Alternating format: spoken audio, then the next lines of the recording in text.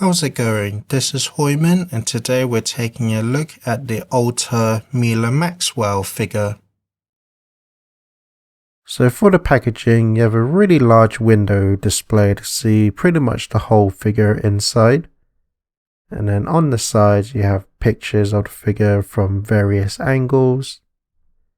The top you can see a bit more into the figure. The bottom you have some legal stuff. And in the back you have a nice window to see the sculpt of the hair as well as the illustration of the figure. And then this is what comes inside the packaging altogether. So the sculpt on this figure is really nice. Overall it just captures the likeness of the character really well. So looking at the face, I feel that they've captured the likeness of the character. Looks pretty much like her from all angles, and I do like how the eyes have a nice glossy finish, so they really stand out. And then moving on to the hair, which is probably the most eye-catching piece of the whole figure.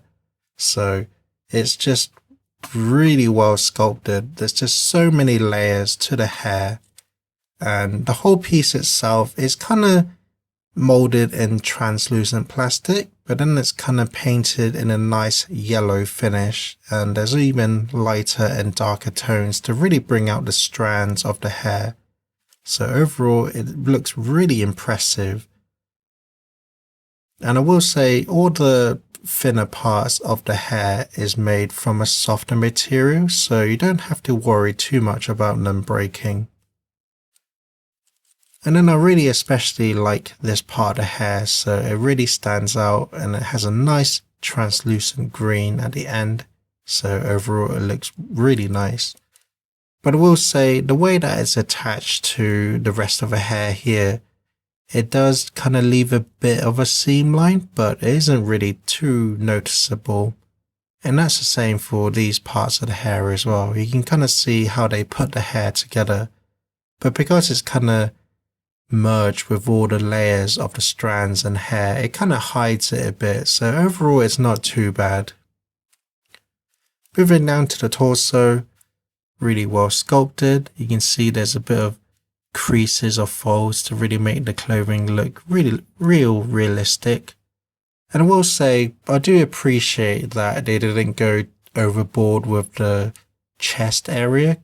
I personally don't really care too much for all the fan servicey parts on female figures, but I do appreciate that Alter didn't go too over the top. They actually stuck to how the character actually looks, so overall I do appreciate that.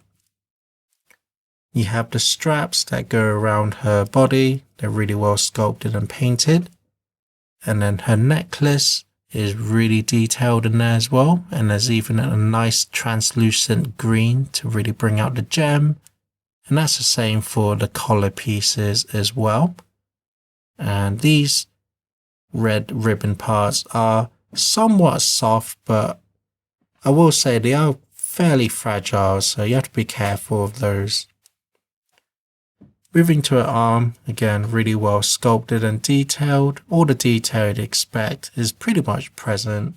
And again, these ribbons are pretty soft, but at the same time they're still pretty fragile, so you have to be careful of those. And that's the same for her other arm as well. Down to her skirt, again you can see all the creases and folds, and then there's the darker tone to bring out the sculpt as well. And then the pattern here is really well painted. Can't really see any paint transfer or defects. And then you have the nice ribbons here, and they are a softer material. Well, the whole skirt is actually a separate piece, and it is a softer material, so it's kind of free flowing, so it's pretty cool for the most part. The straps continue down to her leg, again really well sculpted and detailed. And then the boots, just like her arms, really well sculpted and detailed. And then the ribbons are softer material, but you still have to be careful of those.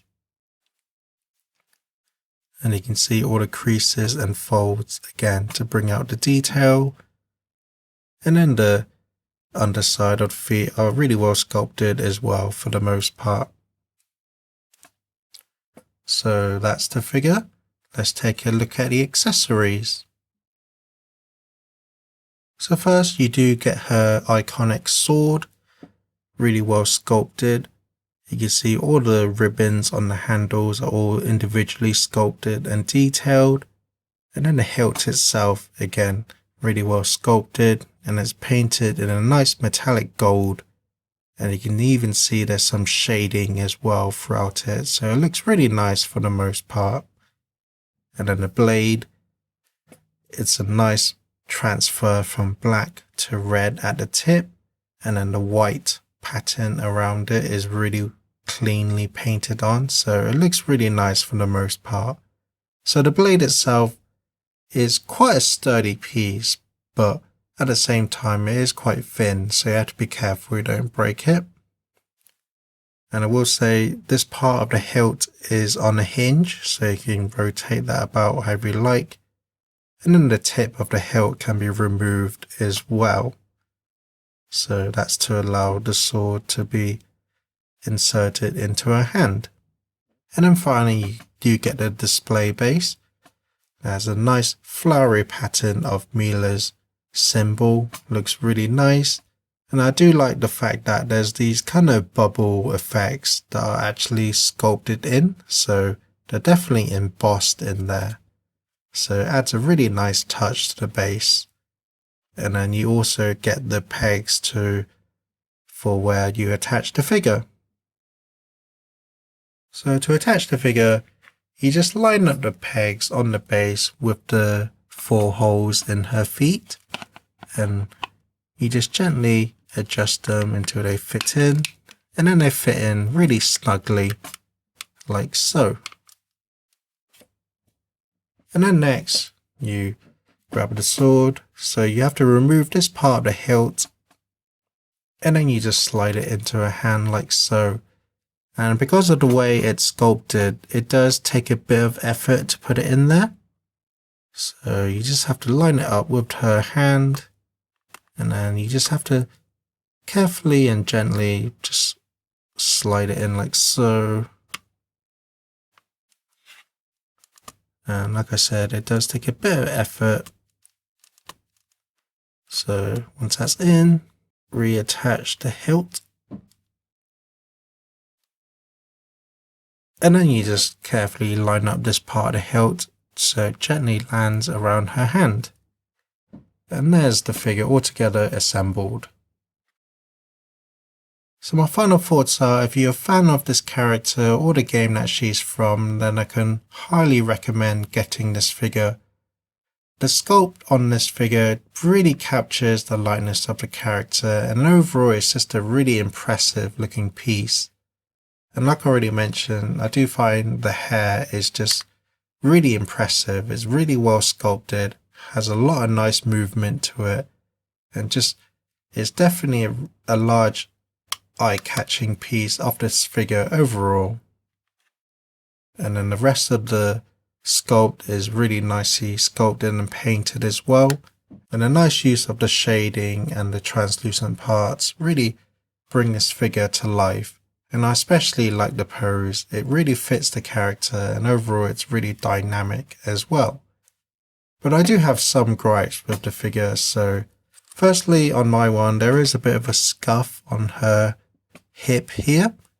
So there's a bit of a paint transfer there. So it's a bit unfortunate, but it isn't too bad. But I think my biggest gripe is definitely the way that the sword attaches to the hand. Like I mentioned, it takes quite a bit of effort to slide it into a hand, but at the same time, because of the angle of the sword, the hilt does tend to rub against the piece of clothing around her wrist here. So over time you might see it might transfer some red to the white. So it's a bit unfortunate, but it's hidden for the most part. But I will say, every time you remove the sword and reattach it, just be careful you don't rub it too much against her clothing here. But other than that, like I said, if you're a fan of the character, then I can highly recommend this figure. She is a somewhat older figure now, and I have seen that there is actually a counterfeit version of this figure as well. So overall, if you can find her for a good price from a trusted source, then I can highly recommend this figure. But that's my review. Thank you for watching and enjoy some pictures.